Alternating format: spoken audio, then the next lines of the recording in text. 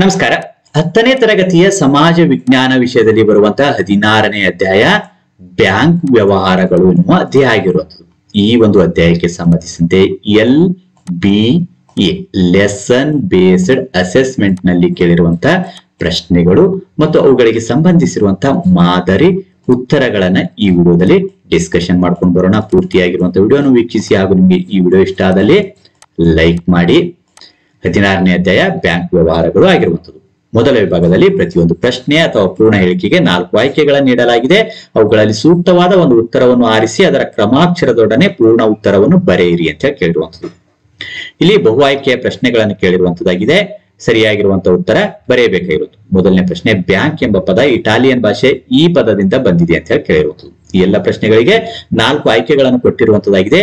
ಆದ್ರೆ ಇಲ್ಲಿ ನಾವು ನೇರವಾಗಿ ಉತ್ತರವನ್ನು ಮಾತ್ರ ಡಿಸ್ಕಷನ್ ಮಾಡ್ಕೊಂಡು ಬರೋಣ. ಬ್ಯಾಂಕ್ ಎಂಬ ಪದವು ಇಟಾಲಿಯನ್ ಭಾಷೆಯ ಬ್ಯಾಂಕೋ ಪದದಿಂದ ಬಂದಿದೆ. ಎರಡನೇ ಪ್ರಶ್ನೆ, ಭಾರತದ ಕೇಂದ್ರ ಬ್ಯಾಂಕು ಅಥವಾ ಬ್ಯಾಂಕುಗಳ ಬ್ಯಾಂಕು ಎಂದು ಇದನ್ನು ಕರೆಯುತ್ತಾರೆ. ಭಾರತ ಕೇಂದ್ರ ಬ್ಯಾಂಕು ಅಥವಾ ಬ್ಯಾಂಕುಗಳ ಬ್ಯಾಂಕು ಅಥವಾ ಬ್ಯಾಂಕುಗಳ ತಾಯಿ ಅಂತ ಹೇಳಿ reserve bank of India RBI ಗೆ ಕರೆಯುವಂತದ್ದಾಗಿದೆ. ಮೂರನೇ ಪ್ರಶ್ನೆ, ಒಂದು ನಿಯಮಿತ ಆದಾಯ ಹೊಂದಿರುವ ಹಿರಿಯ ನಾಗರಿಕರು ಪಿಂಚಣಿದಾರರು ಈ ಖಾತೆಯನ್ನು ತೆರೆಯುತ್ತಾರೆ. ಉಳಿತಾಯ ಖಾತೆ.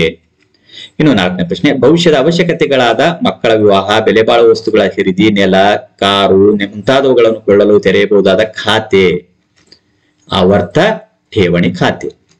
ಇನ್ನು ರಾಷ್ಟ್ರೀಯ ಉಳಿತಾಯ ಪತ್ರವನ್ನು ಈ ಇಲಾಖೆ ನೀಡುತ್ತದೆ ಅಂತ ಹೇಳಿ ಕೇಳಿರುವಂತದ್ದು. ರಾಷ್ಟ್ರೀಯ ಉಳಿತಾಯ ಪತ್ರಗಳನ್ನು ಅಂಚೆ ಇಲಾಖೆ ಪೋಸ್ಟ್ ಆಫೀಸ್ ನೀಡುತ್ತದೆ.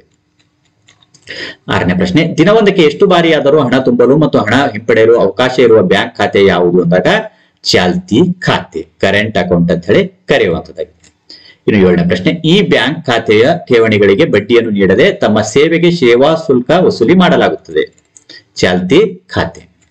ಇನ್ನು ಎರಡನೇ ವಿಭಾಗದಲ್ಲಿ ಈ ಪ್ರತಿಯೊಂದು ಪ್ರಶ್ನೆಗೂ ಒಂದೊಂದು ವಾಕ್ಯದಲ್ಲಿ ಉತ್ತರಿಸಿ ಅಂತ ಕೇಳಿರುವಂತದ್ದು. ಎಂಟನೇ ಪ್ರಶ್ನೆ, ಭಾರತದಲ್ಲಿ ಬ್ಯಾಂಕ್ಗಳ ಎಲ್ಲ ಚಟುವಟಿಕೆಗಳನ್ನು ನಿಯಂತ್ರಿಸುವ ಬ್ಯಾಂಕ್ ಯಾವುದು? Reserve bank. ಇನ್ನು 9ನೇ ಪ್ರಶ್ನೆ, ಜನರು ತಮ್ಮ ಒಡವೆ ಮತ್ತು ಬೆಲೆ ಬಾಳುವ ವಸ್ತುಗಳನ್ನು ಸಂರಕ್ಷಿಸಿಡಲು ಬ್ಯಾಂಕ್ಗಳಿಂದ ಪಡೆಯುವ ಸೇವೆ ಯಾವುದು? ಭದ್ರತಾ ಕಪಾಟು ಸೇವೆ. 10ನೇ ಪ್ರಶ್ನೆ, ATM ಅನ್ನು ವಿಸ್ತರಿಸಿ ಅಂತ ಹೇಳಿ ಕೇಳಿರುವಂತದ್ದು. Automated teller machine. 11ನೇ ಪ್ರಶ್ನೆ, ಬ್ಯಾಂಕ್ ಪದ ಫ್ರೆಂಚ್ ಭಾಷೆಯ ಯಾವ ಶಬ್ದದಿಂದ ಬಂದಿದೆ? ಬ್ಯಾಂಕ್ ಪದದಿಂದ. ಇನ್ನು 3ನೇ ವಿಭಾಗದಲ್ಲಿ ಈ ಪ್ರತಿಯೊಂದು ಪ್ರಶ್ನೆಗೂ 6 ವಾಕ್ಯಗಳಲ್ಲಿ ಅಥವಾ ಅಂಶಗಳಲ್ಲಿ ಉತ್ತರಿಸಿ ಅಂತ ಕೇಳಿರುವಂತದ್ದು. 12ನೇ ಪ್ರಶ್ನೆ, ಬ್ಯಾಂಕುಗಳ ಗುಣಲಕ್ಷಣಗಳಾವುವು ಅಂತ ಕೇಳಿರುವಂತದ್ದು. ಹಣದ ವಹಿವಾಟನ್ನು ಮಾಡುತ್ತದೆ. ಬ್ಯಾಂಕು ಒಬ್ಬ ವ್ಯಕ್ತಿ, ಸಂಸ್ಥೆ ಅಥವಾ ಕಂಪನಿ ಆಗಿರಬಹುದು. ಸಾರ್ವಜನಿಕರಿಂದ ಠೇವಣಿಗಳನ್ನು ಅಂಗೀಕರಿಸುತ್ತದೆ. ಸಾಲಗಳನ್ನು ಕೊಡುವುದು. ಲಾಭ ಮತ್ತು ಸೇವಾ ಭಾವನೆ ಹೊಂದಿದೆ. ತಮ್ಮ ಕಾರ್ಯಗಳನ್ನು ನಿರಂತರವಾಗಿ ವಿಸ್ತರಿಸುತ್ತವೆ. ಸಂಬಂಧ ಕಲ್ಪಿಸುವ ಕೊಂಡಿ.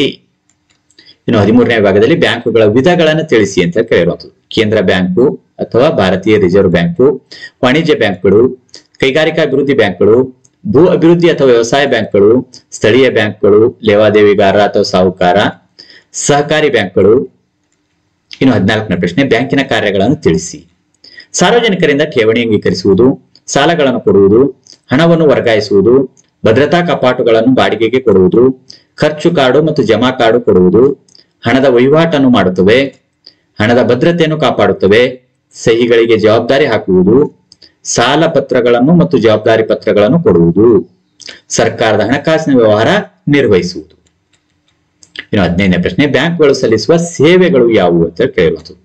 ಜಮಾ ಕಾರ್ಡು ಕೊಡುವುದು, ಖಾಸಗಿ ಸಾಲಗಳು, ಮನೆ ಕಟ್ಟಲು, ವಾಹನ ಖರೀದಿಸಲು ಸಾಲ ಕೊಡುವುದು, ವ್ಯಾಪಾರಕ್ಕೆ ಬೇಕಾದ ಸಾಲಗಳು, ಭದ್ರತಾ ಅಥವಾ ರಕ್ಷಣಾ ಕಪಾಟುಗಳನ್ನು ಕೊಡುವುದು, ಡೆಬಿಟ್ ಕಾರ್ಡುಗಳು, ಭರವಸೆ ಸೇವೆಗಳು. ಇನ್ನು 16ನೇ ಪ್ರಶ್ನೆ, ಬ್ಯಾಂಕಿನ ಕಾರ್ಯಗಳು ಅಥವಾ ಬ್ಯಾಂಕುಗಳ ಸೇವೆಗಳು ಅಥವಾ ಬ್ಯಾಂಕ್ ಖಾತೆ ತೆರೆಯುವುದರಿಂದಾಗುವ ಅನುಕೂಲಗಳಾವುವು ಅಂತ ಕೇಳಿರುವಂತದ್ದು. ಹಣದ ಭದ್ರತೆ ಕಾಪಾಡುವುದು, ಹಣದ ಪಾವತಿಗಳನ್ನು ಮಾಡಲು ಸಹಾಯ ಮಾಡುತ್ತದೆ, ಹಣ ವಸೂಲು ಮಾಡಲು ಸಹಾಯ ಮಾಡುತ್ತದೆ, ಸಾಲ ಪಡೆಯಲು ಸಾಧ್ಯವಾಗುತ್ತದೆ, ವ್ಯವಹಾರಗಳನ್ನು ಸುಗಮವಾಗಿ ನಡೆಸಲು ಸಾಧ್ಯವಾಗುತ್ತದೆ, ಭದ್ರತಾ ಕಪಾಟುಗಳನ್ನು ಪಡೆಯಬಹುದು. ಇನ್ನು 17ನೇ ಪ್ರಶ್ನೆ, ಅಂಚೆ ಕಚೇರಿಗಳ ಹಣಕಾಸು ವ್ಯವಹಾರಗಳಾವುವು? ರಾಷ್ಟ್ರೀಯ ಉಳಿತಾಯ ಪತ್ರಗಳನ್ನು ನೀಡುತ್ತದೆ, ಅಂಚೆ ಉಳಿತಾಯ ಖಾತೆಗಳನ್ನು ಆರಂಭಿಸಿದೆ, ಕಿಸಾನ್ ವಿಕಾಸ ಪತ್ರಗಳನ್ನು ನೀಡುತ್ತದೆ, ಅಂಚೆ ವಿಮೆ ಯೋಜನೆ, ನಿವೃತ್ತಿ ವೇತನ ಯೋಜನೆ, ಹಣವನ್ನು ವರ್ಗಾಯಿಸುವುದು. 18ನೇ ಪ್ರಶ್ನೆ, ಬ್ಯಾಂಕ್ ಖಾತೆ ತೆಗೆಯುವ ಹಂತಗಳನ್ನು ಅಥವಾ ವಿಧಾನಗಳನ್ನು ತಿಳಿಸಿ. ಅಥವಾ ನೀವು ಬ್ಯಾಂಕ್ ಖಾತೆಯನ್ನು ತೆರೆಯಬೇಕಾದರೆ ಅನುಸರಿಸಬೇಕಾದ ಹಂತಗಳನ್ನು ತಿಳಿಸಿ. ಯಾವ ಖಾತೆ ತೆಗೆಯಬೇಕೆಂದು ನಿರ್ಧರಿಸುವುದು, ಬ್ಯಾಂಕಿನ ಅಧಿಕಾರಿಯನ್ನು ಸಂಪರ್ಕಿಸುವುದು, ಪ್ರಸ್ತಾವನೆ ಅರ್ಜಿ ನಮೂನೆಯನ್ನು ತುಂಬುವುದು, ಪರಿಚಿತರ ಉಲ್ಲೇಖವನ್ನು ಕೊಡುವುದು, ನಮೂನೆಯನ್ನು ಬ್ಯಾಂಕಿಗೆ ಒಪ್ಪಿಸುವುದು, ಅಧಿಕಾರಿಯ ಒಪ್ಪಿಗೆ ಪಡೆಯುವುದು, ಪ್ರಾರಂಭಿಕ ಠೇವಣಿ ಕಟ್ಟುವುದು. ಇನ್ನು 19ನೇ ಪ್ರಶ್ನೆ, ಉಳಿತಾಯ ಖಾತೆ ಹಾಗೂ ಚಾಲ್ತಿ ಖಾತೆಗಳ ನಡುವಿನ ವ್ಯತ್ಯಾಸಗಳಾವುವು ಅಂತ ಕೇಳಿರುವುದು. ಇವೆರಡರ ಮಧ್ಯದಲ್ಲಿನ ವ್ಯತ್ಯಾಸಗಳು ಈ ರೀತಿಯಾಗಿರುವಂತದ್ದಾಗಿದೆ. ಈ ಕಡೆ ಇಲ್ಲಿ ಉಳಿತಾಯ ಖಾತೆ ಅಂಶಗಳು ಕೊಟ್ಟಿರುವಂತದ್ದು, ಈ ಕಡೆ ಭಾಗದಲ್ಲಿ ಚಾಲ್ತಿ ಖಾತೆ ಅಂಶಗಳನ್ನ ಕೊಟ್ಟಿರುವಂತದ್ದಾಗಿದೆ. ಉಳಿತಾಯ ಖಾತೆ ವೇತನ ಪಡೆಯುವ ನಿಯಮಿತ ಆದಾಯ ಹೊಂದಿರುವ ಜನರು ತೆರೆಯಬಹುದು. ಚಾಲ್ತಿ ಖಾತೆ ಹೆಚ್ಚು ಬ್ಯಾಂಕ್ ವ್ಯವಹಾರ ನಡೆಸುವವರು ತೆರೆಯುತ್ತಾರೆ. ಉಳಿತಾಯ ಖಾತೆ ವಿದ್ಯಾರ್ಥಿಗಳು, ಹಿರಿಯ ನಾಗರಿಕರು, ಪಿಂಚಣಿದಾರರು ತೆರೆಯುತ್ತಾರೆ. ಚಾಲ್ತಿ ಖಾತೆ ವ್ಯಾಪಾರಸ್ಥರು, ವಾಣಿಜ್ಯ ಸಂಸ್ಥೆಯವರು ತೆರೆಯುತ್ತಾರೆ. ಇನ್ನು ಉಳಿತಾಯ ಖಾತೆ ಠೇವಣಿಗಳಿಗೆ ಬಡ್ಡಿಯನ್ನು ಕೊಡುತ್ತದೆ. ಚಾಲ್ತಿ ಖಾತೆ ಠೇವಣಿಗಳಿಗೆ ಬಡ್ಡಿಯನ್ನು ಕೊಡುವುದಿಲ್ಲ, ಬದಲಾಗಿ ಸೇವಾ ಶುಲ್ಕ ವಸೂಲಿ ಮಾಡುತ್ತದೆ. ಈ ರೀತಿಯಾಗಿ ಈ ಒಂದು 16ನೇ ಅಧ್ಯಾಯ ಬ್ಯಾಂಕ್ ವ್ಯವಹಾರಗಳಿಗೆ ಸಂಬಂಧಿಸಿದಂತೆ LBA ಪ್ರಶ್ನೋತ್ತರಗಳನ್ನು ನಾವಿಲ್ಲಿ ಡಿಸ್ಕಷನ್ ಮಾಡ್ಕೊಂಡು ಬಂದಿರುವಂತದ್ದಾಗಿದೆ. ಈ ವಿಡಿಯೋ ನಿಮ್ಗೆ ಇಷ್ಟ ಆದಲ್ಲಿ ಲೈಕ್ ಮಾಡಿ. ಇತರ ಒಂದು ಅಧ್ಯಾಯಗಳಿಗೆ ಸಂಬಂಧಿಸಿರುವಂತಹ ಎಲ್ಲ ವಿಡಿಯೋಗಳು ನಾವು ಸಿದ್ಧಪಡಿಸಿರುವಂತದ್ದು, ಅವುಗಳನ್ನು ವೀಕ್ಷಿಸುವುದಕ್ಕಾಗಿ ಈ ವಿಡಿಯೋದ ಕೊನೆಯಲ್ಲಿ ಪ್ಲೇ ಲಿಸ್ಟ್ ಇರ್ತದೆ, ಅಲ್ಲಿ ಕ್ಲಿಕ್ ಮಾಡಿ ಎಲ್ಲ ವಿಡಿಯೋಗಳ ಲಿಸ್ಟ್ ಕಾಣಿಸ್ತಾ ಇರ್ತದೆ. ನಿಮ್ಗೆ ಬೇಕಾಗಿರುವಂತಹ ವಿಡಿಯೋವನ್ನ ವೀಕ್ಷಣೆ ಮಾಡಿ ಪ್ರಾಕ್ಟೀಸ್ ಮಾಡಿಕೊಳ್ಬಹುದಾಗಿರುವಂತದ್ದಾಗಿದೆ. ಮತ್ತೆ ಮುಂದಿನ ಭಾಗದಲ್ಲಿ ಭೇಟಿಯಾಗೋಣ. ಅಲ್ಲಿವರೆಗೂ ಇತರ ವಿಡಿಯೋಗಳನ್ನು ವೀಕ್ಷಿಸ್ತಾ ಇರಿ. ಧನ್ಯವಾದ.